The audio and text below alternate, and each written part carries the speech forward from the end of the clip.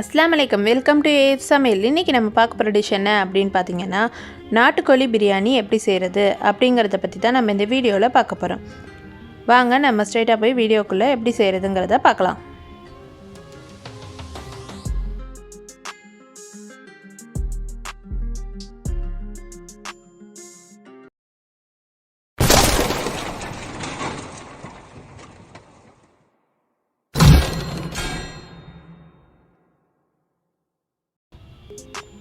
அடுப்பில் பாத்திரம் வச்சுட்டு பாத்திரம் நல்லா ஹீட் ஆனதும் நம்ம 180 ml ஆயில் ஆட் பண்ணிக்கலாம். நீங்கள் ஆயில் இல்லாமல் நெய் கூட ஆட் பண்ணிக்கலாம், இன்னும் டேஸ்ட்டாக இருக்கும். ஆயில் நல்லா ஹீட் ஆனதும் அதில் 3 பட்டை, 15 கிராம்பு, 15 ஏலக்காய் ஆட் பண்ணியிருக்கோம். அதோட 2 பே லீஃப் போட்டுக்கலாம். எல்லாம் நல்லா பொரிஞ்சு வந்ததும் 700 கிராம் வெங்காயம் ஆட் பண்ணிக்கலாம். வெங்காயம் நல்லா நைஸாக சாப் பண்ணிக்கோங்க.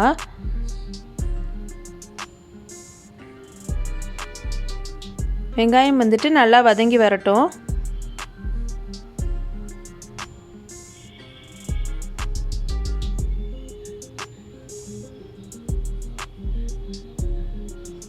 பாருங்கள், வெங்காயம் வதங்கிருச்சு.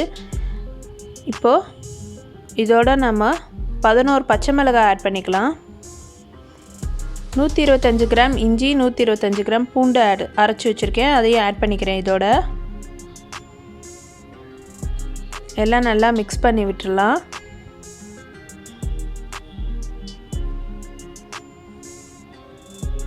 இஞ்சி பூண்டில் இருக்கிற ரா ஸ்மெல் போகட்டும். பாருங்கள், இஞ்சி பூண்டில் இருக்கிற ரா ஸ்மெல்லாம் போயிடுச்சு. இப்போ இதோட 2 கிலோ நாட்டுக்கோழி நல்லா மஞ்சத்தூள் போட்டு வாஷ் பண்ணி வச்சுருக்கேன், அதையும் இதோட ஆட் பண்ணிக்கலாம்.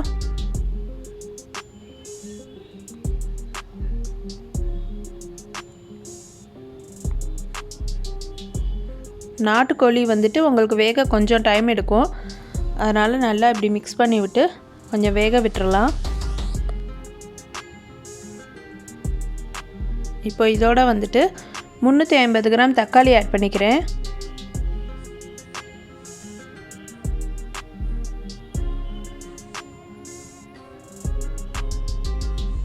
இதோட 1 டீஸ்பூன் மல்லித்தூள், 1 டீஸ்பூன் மிளகாய்த்தூள், 3/4 டீஸ்பூன் பிரியாணி மசாலா ஆட் பண்ணியிருக்கேன்.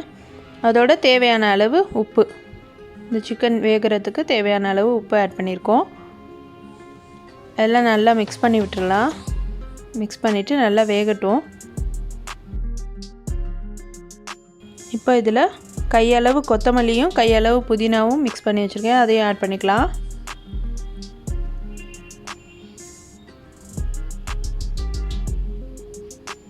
இதோட 100 ml தயிர் ஆட் பண்ணியிருக்கேன்.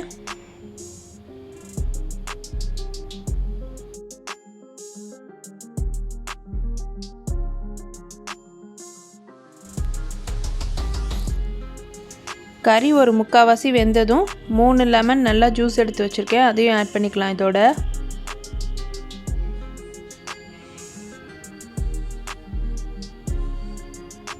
பாருங்கள், கறி நல்லா வெந்துடுச்சு.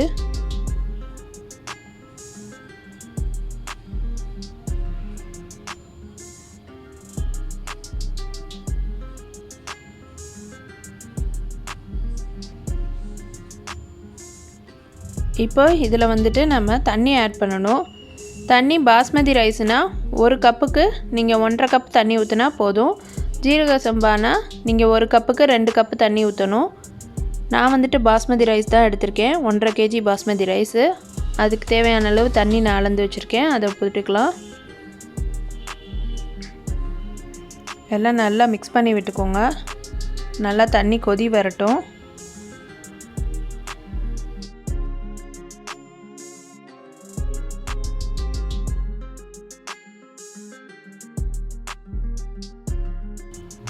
இப்போ சாப்பாட்டுக்கு தேவையான அளவு உப்பு ஆட் பண்ணியாச்சு.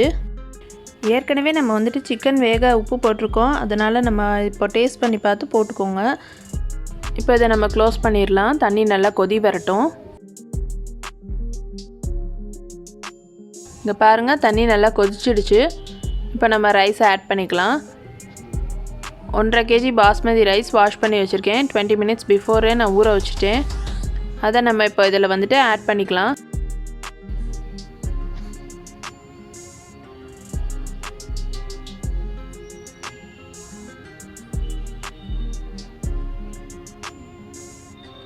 எல்லா ரைஸும் ஆட் பண்ணி நல்லா கிண்டி விட்டுடலாம். கிண்டி விட்டு க்ளோஸ் பண்ணிடலாம்.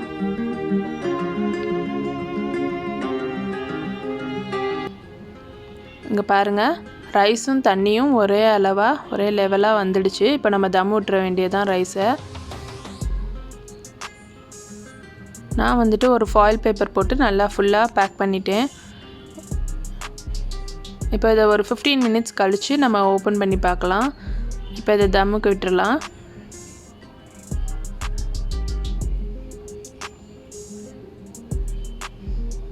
இங்கே பாருங்கள், 15 minutes ஆகிடுச்சு. இப்போ நான் ஓப்பன் பண்ணி பார்க்க போகிறேன்.